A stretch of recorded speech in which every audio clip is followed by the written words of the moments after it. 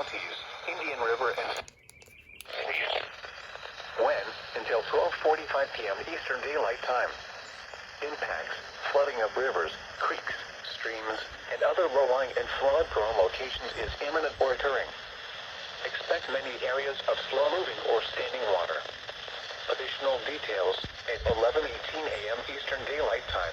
Doppler radar and automated rain gauges indicated heavy rain due to thunderstorms. Flooding is ongoing or expected to begin shortly in the warned area. Between 4 and 6 inches of rain have fallen. Additional rainfall amounts of 2 to 3 inches are possible in the warned area.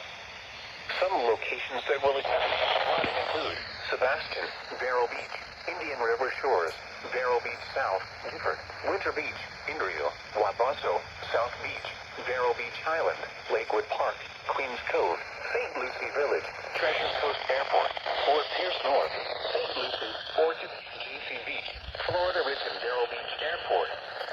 http://www.weather.gov/safety/flood turnaround. My arm's hurting.